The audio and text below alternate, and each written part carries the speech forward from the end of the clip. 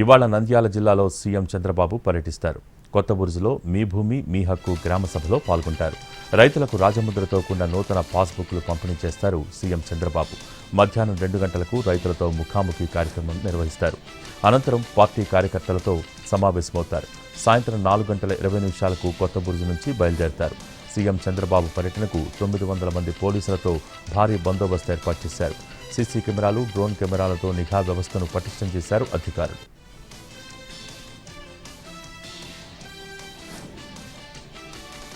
నేడు parliament మలివిడత budget సమావేశాలు ప్రారంభం కానున్నాయి. ఇవాళ్టి నుంచి ఏప్రిల్ 2 వరకు మొత్తం 17 రోజుల పాటు పార్లమెంటు మలివిడత బడ్జెట్ సమావేశాలు జరగనున్నాయి. లోక్సభ కార్యక్రమాల జాబితాలో ప్రతిపక్షాల అవిశ్వాస తీర్మానం నోటీస్ లిస్ట్ అయింది. ఓం బిర్లా వ్యవహరిస్తున్న తీరును విపక్షాలు తప్పుపడుతున్నాయి. చట్టసభలో తటస్థంగా వ్యవహరించకుండా ప్రతిపక్షాలకు చెందిన సభ్యుల హక్కులను కాలరాసేలా ఓం బిర్లా వ్యవహరిస్తున్నారని ఆరోపిస్తున్నాయి. దీంతో ప్రతిపక్షాలు అవిశ్వాస తీర్మానం నోటీస్ ఇచ్చాయి. అటు అవిశ్వాస తీర్మానానికి తృణమూల్ అలాగే కాంగ్రెస్ కూడా మద్దతిస్తున్నాయి. దీంతో అధికార ప్రతిపక్షాల మధ్య తీవ్రస్థాయిలో పోరాటానికి లోక్సభ వేదిక కాబోతోంది. ఈ సభా కార్యక్రమాల నిర్వహణకు స్పీకర్ ఓం బిర్లా దూరంగా ఉండనున్నారు. ఢిల్లీ లిక్కర్ కేసులో సీబీఐ పిటిషన్పై నేడు హైకోర్టులో విచారణ జరగనుంది. లిక్కర్ కేసులో ట్రయల్ కోర్టు ఇచ్చిన డిశ్చార్జ్ ఆర్డర్ను ఢిల్లీ హైకోర్టులో సవాల్ చేసింది దర్యాప్తు సంస్థ సీబీఐ. అరవింద్ కేజ్రీవాల్, మనీష్ సిసోడియా, కవితలతో సహా మొత్తం 23 మందికి కోర్టు క్లీన్ చిట్ ఇవ్వటాన్ని సీబీఐ సవాల్ చేస్తూ డిశ్చార్జ్ ఆర్డర్ను రద్దు చేయాలని హైకోర్టును ఆశ్రయించింది. ఈ పిటిషన్పై వాదనలు విననున్నారు జస్టిస్ స్వర్ణకాంత్ శర్మ.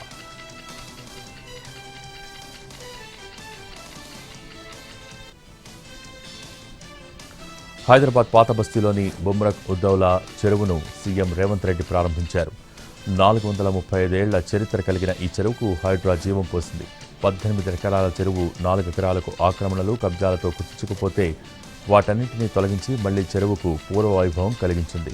18 ఎకరాల్లో సువిశాల చెరువును పునర్నిర్మించింది హైడ్రా. 10 కోట్ల నిధులతో సుమారు 2 సంవత్సరాల పాటు ఈ పునరుద్ధరణ పనులు జరిగాయి. చెరువు చుట్టూ రాతి కట్టడంతో బండ్ ఏర్పాటు చేశారు. 2 కిలోమీటర్ల పొడవును వాకింగ్ ట్రాక్ను సిద్ధం చేశారు.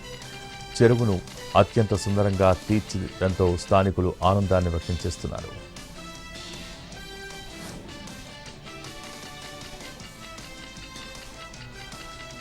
తెలంగాణ రాష్ట్ర బడ్జెట్ సమావేశాలు మార్చి 16 నుంచి 30 వరకు జరగనున్నాయి. ఈ బడ్జెట్ సమావేశాలకు సంబంధించి నోటిఫికేషన్ జారీ అయింది.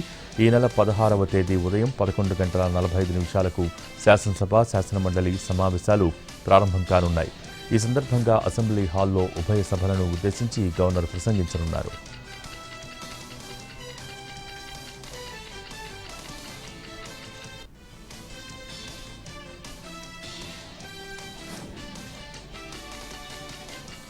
హైదరాబాద్ క్రికెట్ అసోసియేషన్లో అవకతవకలపై కేంద్ర మంత్రి బండి సంజయ్ హాట్ కామెంట్స్ చేశారు. హెచ్సీఏలో పైరవీలు డబ్బులు తీసుకుని సెలెక్ట్ చేసే దుస్థితి ఉందన్నారు. వారిని వదిలిపెట్టేది లేదని బండి సంజయ్ వార్నింగ్ ఇచ్చారు.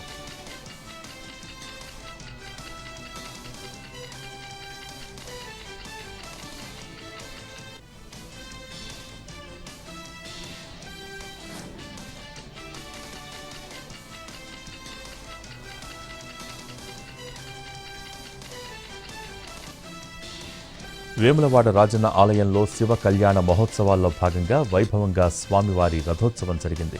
శ్రీ స్వామి అమ్మవార్ల ఉత్సవ విగ్రహాలను రథంపై ప్రతిష్ఠించి పూజలు నిర్వహించారు ఆలయ అర్చకులు. దేవాలయం నుంచి శ్రీ వేణుగోపాల స్వామి ఆలయం వరకు ఈ రథోత్సవం వేడుక జరిగింది. ఈ కార్యక్రమంలో ప్రభుత్వ ఆది శ్రీనివాస్ పాల్గొన్నారు. మంగళ హారతులతో స్వామివారికి స్వాగతం పలికారు మహిళలు. భక్తులు ఓం నమ శివాయ నామస్మరణతో పట్టణ పురవీధులు మారుమోగిపోయాయి.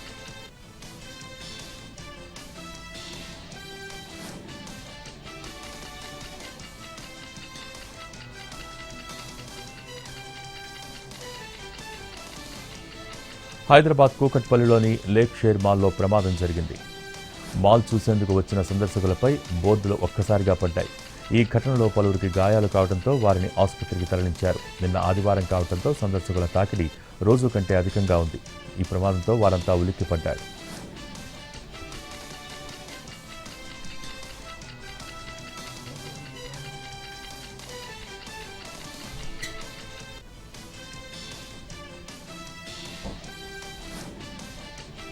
హైదరాబాద్లో డ్రగ్స్ తయారీ ఫ్యాక్టరీ గుట్టురట్టయింది.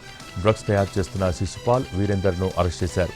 హైదరాబాద్లోని కెమికల్స్ కంపెనీల నుంచి డ్రగ్స్ ముడిసరుకు కొనుగోలు చేసింది ముఠా. పోలీసులను తప్పుదారి పట్టించేందుకు కర్ణాటక, రాజస్థాన్ అడ్రస్సులతో డెలివరీ చేసింది. డ్రగ్స్ తయారు చేస్తున్న ముఠాలపై దృష్టి పెట్టిన ఈగల్ టీం కిలోల కొద్దీ తయారు చేసిన మెఫిడ్రిన్ డ్రగ్స్ను పట్టుకుంది. కెమిస్ట్రీ, మ్యాథ్స్ టీచర్స్తో డ్రగ్స్ తయారు చేయించింది ఈ ముఠా. గ్యాస్ డెలివరీ చేసే బాయ్సే సూత్రధారులని గుర్తించింది. గ్యాస్ ట్యాంకర్ల నుంచి గ్యాస్ దొంగిలించి బహిరంగ మార్కెట్లో అమ్ముతున్నారు బాయ్స్. సినీ పక్కీలో ముఠాను పట్టుకుని డ్రగ్స్ సీజ్ చేశారు పోలీసులు.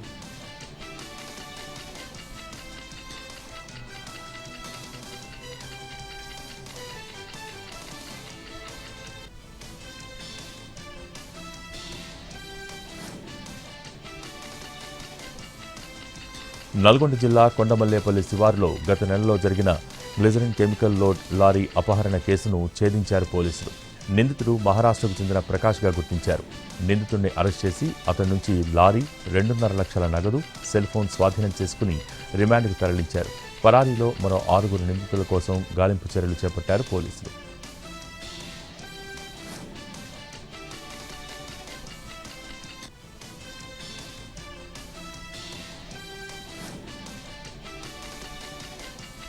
ఏపీలో రాబోయే రోజుల్లో ప్రతి మహిళ పనిచేయాలన్నారు సీఎం చంద్రబాబు.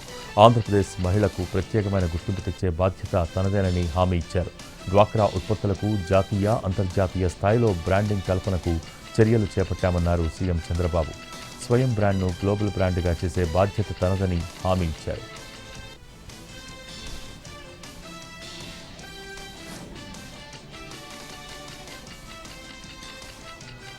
కృష్ణా జిల్లా కంకిపాడులో జనసేన సభ్యత్వం నమోదు కార్యక్రమం రసాభాసగా మారింది.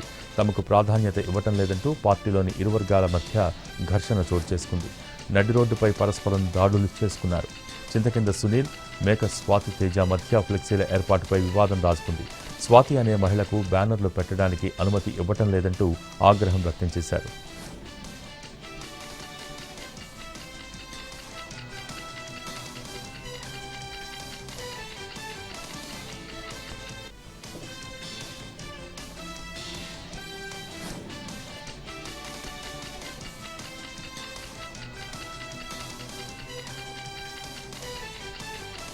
కాకినాడ జిల్లా వేట్లపాలెం ప్రమాద ఘటనలో బాణసంచా రా మెటీరియల్ అమ్మిన వ్యాపారిపై కేసు నమోదైంది.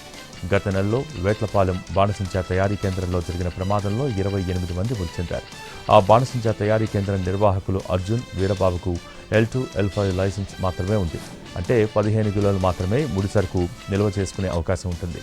కానీ దాదాపు 500 కిలోల రా మెటీరియల్ నిల్వ చేశారు. దీంతో వారిపై కేసు నమోదు చేసి నిర్వాహకులు అర్జున్, వీరబాబును అదుపులోకి తీసుకున్నారు. ముడిసరుకు రెగ్యులర్గా 5 దగ్గర కొంటున్నట్టు ప్రాథమిక విచారణలో నిర్ధారించారు.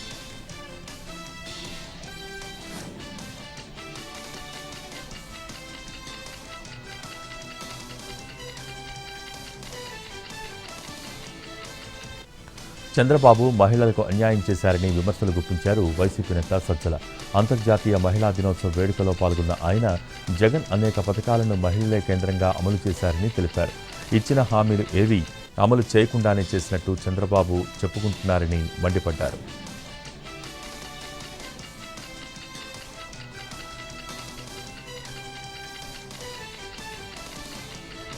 పశ్చిమాసియా వార్ ఎఫెక్ట్ ఆక్వా రంగంపై పడింది. విదేశీ ఎగుమతులు నిలిచిపోవడంతో ఆంధ్రప్రదేశ్లోని రొయ్యల సాగుదారులు తీవ్ర సంక్షోభంలో కూరుకుపోయారు. రాష్ట్రం నుంచి గల్ఫ్ దేశాలకు, ఐరోపాకు వెళ్లాల్సిన సుమారు $300 మిలియన్ విలువైన సీ ఫుడ్ కంటైనర్స్ ప్రస్తుతం రేవుల్లోనే చిక్కుకుపోయాయి.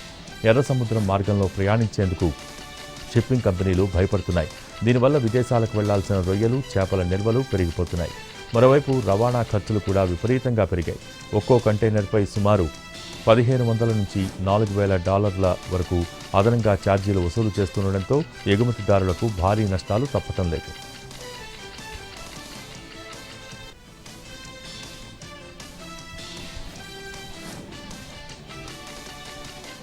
శ్రీశైలంలో శారదాంబ సహిత ఆదిశంకరాచార్యుల నూతన విగ్రహ ప్రతిష్టాపన జరిగింది. పాలధార, పంచధార వద్ద శాస్త్రోక్తంగా నిర్వహించిన ఈ కార్యక్రమంలో నూతన విగ్రహాలకు ప్రత్యేకంగా పూజలు జరిపారు. 3 రోజులుగా ఎంతో వైభవంగా జరిగిన ఈ ప్రతిష్టా కార్యక్రమంలో ఆలయ ఈవో శ్రీనివాసరావు దంపతులు, అర్చకులు, వేద పండితులు, భక్తులు పాల్గొన్నారు.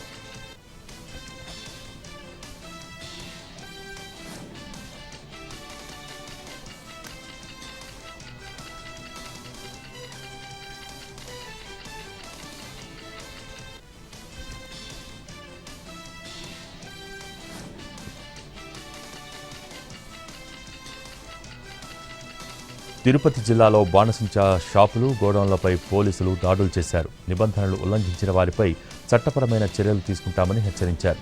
తిరుచానూరు కూప్చంద్రపేటలో పోలీసుల తనిఖీలు చేశారు. 2 టపాసుల షాపుల్లో సోదాలు చేశారు. లైసెన్స్, నిల్వ సామర్థ్యం, ఫైర్ సేఫ్టీ, భద్రతా చర్యలపై తనిఖీలు చేశారు.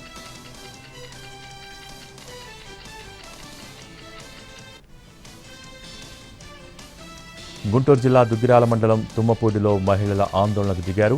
ఆంజనేయులు అనే వ్యక్తి మొబైల్ ఫోన్లో యువతల ఫోటోలు తీస్తుండగా ఓ యువతి గుర్తించింది. దీంతో వెంటనే అతన్ని పట్టుకుని మొబైల్ ఫోన్ను లాక్కుంది. ఆంజనేయులు మొబైల్ ఫోన్లో సుమారు 7,000 మంది యువతల ఫోటోలు, వీడియోలు ఉన్నట్టు గుర్తించారు. ఫోటోలు, వీడియోలను ఎవరెవరికి చేరవేశారో అంటూ భయాందోళన చెందుతున్నామని యువతల తల్లిదండ్రులు ఆందోళనకు దిగారు. సమాచారం అందుకున్న పోలీసులు ఘటనా స్థలానికి చేరుకుని నిందితుడిని అదుపులోకి తీసుకుని విచారిస్తున్నారు. మహిళలకు న్యాయం చేస్తామంటూ పోలీసులు హామీ ఇవ్వడంతో వారు శాంతించారు.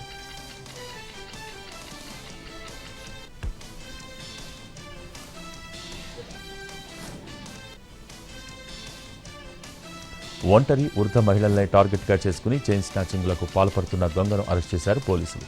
ఈ ఘటన బాపట్ల జిల్లా వేటపాలెం మండలం ఆముదగిపట్నంలో జరిగింది. సుబ్బరాజు అనే వ్యక్తి మహిళలు మెడలో చైన్లను స్నాచింగ్కు పాల్పడ్డాడు. బాధితుల ఫిర్యాదు మేరకు కేసు నమోదు చేసుకున్న వేటపాలెం పోలీసులు నిందితుడి కోసం ముమ్మరంగా గాలించి అరెస్ట్ చేశారు. నిందితుడి నుంచి సుమారు 7,80,000 రూపాయల విలువ కలిగిన 52 గ్రాముల బంగారాన్ని స్వాధీనం చేసుకున్నారు. సుబ్బరాజుపై రాష్ట్ర వ్యాప్తంగా 24 చైన్ స్నాచింగ్ కేసులు ఉన్నట్టు వెల్లడించారు.